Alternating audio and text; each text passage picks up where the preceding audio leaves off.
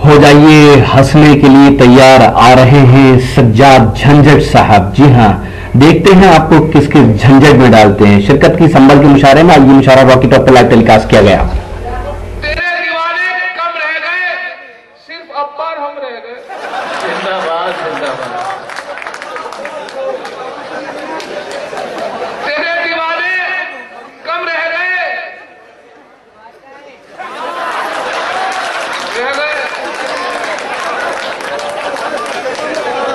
और शेष में इसमें के साले घर में पड़े खाते हैं, साले घर में पड़े खाते हैं, नाच उठाने को हम ही रह गए। साले घर में पड़े खाते हैं, नाच उठाने को हम ही रह गए। अब मुलाजा करे। अच्छा, मैं जब ये शेर पढ़ा था तो बुजुर्गी का मामला जहां तक मैं जानता हूं, इसलिए कि एक साहब मुझसे पूछ लगे कि साहब जवानी और बुढ़ापे में क्या फर्क है, तो मैंने उन्हें बताया कि जवानों के मोबाइल में हसीनों के नंबर रहते हैं, और बोले कि बुढ़ापे में, मैंने कहा हकीमों में। वाह वाह वाह।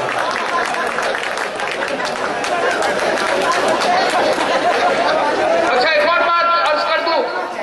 अभी क्या था कि अभी ठंडा पानी सबको दे दिया गया, बोतल जो सर्व की गई डाइस के ऊपर, वो इसलिए कि इतनी ठंडी थी कि सबको अपने गले की फिक्र हो गई, क्योंकि अभी पिछले मुशायरे में एक साहब ने ठंडा पानी शायर को दे दिया, तरन्नुम के शायर थे, उनका गला बिल्कुल जाम हो गया, अगले मुशायरे के लायक भी नहीं रहा।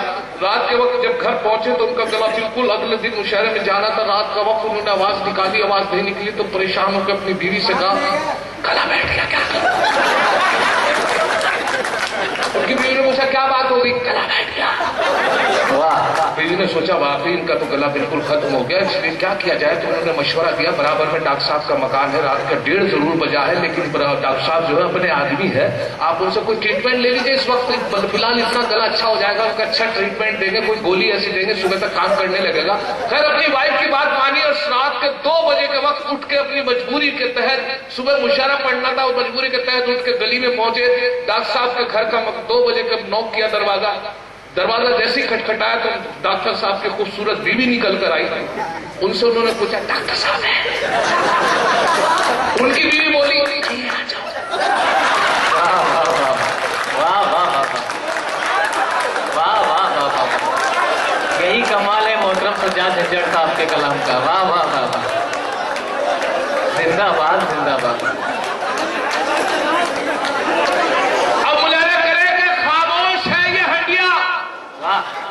वो करछा तेरे बगैर, खामोश है ये हंडिया, वो करछा तेरे बगैर, और औंधा पड़ा हुआ है ये चूल्हा तेरे बगैर, तेरे बगैर। और नूरुन्निसा तू जब से गई अपने मायके, नूरुन्निसा तू जब से गई अपने मायके, बेनूर हो गई मेरी दुनिया तेरे बगैर। जिंदाबाद जिंदाबाद। वाह वाह वाह वाह। नूरुन्निसा तू जब से गई अपने मायके, बेनूर हो गई मेरी दुनिया तेरे बगैर। और तकिया भी टेंशन में है, बिस्तर भी है उदास। तकिया भी टेंशन में है, बिस्तर भी है उदास। तकिया भी टेंशन में है, बिस्तर भी है उदास। अच्छा लगे ना रात में सोना, वाह वाह वाह।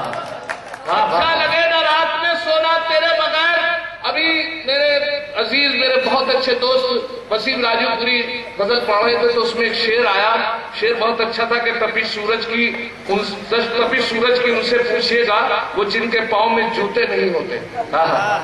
तो मुझे एक वाक़या याद आ गया उसी वक्त, जो मेरे बहुत मजा आया था, उस वक्त मैं आप तक पहुंचा देता हूँ कि तपिश सूरज की उनसे पूछिए वो जिनके पाँव में जूते नहीं होते। हमारे कब्रिस्तान के रास्ते में एक साहब बैठे रहते हैं, बुजुर्ग हैं, दोपहरी का वक्त, जमीन तप रही है, बुरा हाल, और मैयत उधर से जब भी गुजरती है तो उठ के एक कदम भी नहीं चलते हैं। अब मामला यह है कि उनका आते वक्त हम लोगों ने कहा कि साहब आपके कब्र में पैर लटके हुए हैं, आपको भी मरना है तो कम से कम आप 2 कदम तो चलिए, जबकि हमारे दीन में, इस्लाम में तो यह है कि 40 कदम चलना बहुत जरूरी है। अब हमने सोचा इस बात का क्या असर हुआ, एक ही कब्रिस्तान है तो एक ही हफ्ते के अंदर अंदर उधर से फिर गुजरना हुआ मैयत के साथ साथ। तो मैं उन्हें चेक कर रहा था कि हमारी बात का क्या असर हुआ है। तो वो बिल्कुल चारपाई पर बैठे हुए थे, तपिश जमीन तब रही थी, वही जून का महीना था। अच्छा उन्होंने मैयत नहीं देखी, उस वक्त देखी जब उनके बराबर से गुजरी मैयत, उन्होंने एकदम उठ के, वही ख्याल आया उन्हें, उठ के एकदम चल के चप्पल ढूंढनी चाहिए, तो चप्पल नहीं मिली उन्हें सोचा चलो 40 कदम तो चलना ही है, उन्होंने चलो नंगे पैर, उन्हें इस बात की अंदाजा नहीं था जमीन कितनी तपी हुई है। अच्छा उनके दिमाग में पता नहीं क्या बात आई, 40 कदम तो क्या चलता, उन्होंने कांधा भी दे दिया। अब उन्होंने कांधा दे तो दिया, लेकिन उनसे लिया किसी ने। वाह वाह वाह।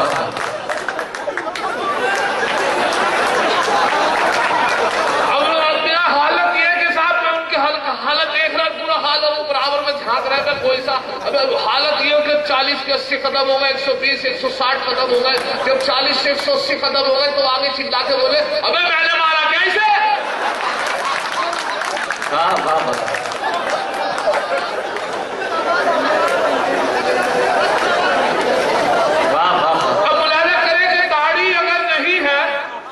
इस मुशायरे की शानदार निजामत की नौजवान शायर और नाज़िम हिलाल वजीरगंजी हिलाल बदायूनी ने हिलाल तेजी से मुशायरों की दुनिया में कामयाबी का सफर तय कर रहे हैं। इस मुशायरे के कन्वीनर रहे जनाब मोहम्मद इरफान साहब। तो ये था एक शानदार ऑल इंडिया मुशायरा अंजुमन फरोगे उर्दू अदब संबल का। उम्मीद करता हूँ ये मुशायरा आपको अच्छा लगा होगा। फिर किसी शहर से किसी और मुशायरे को आपको पहुंचाएंगे।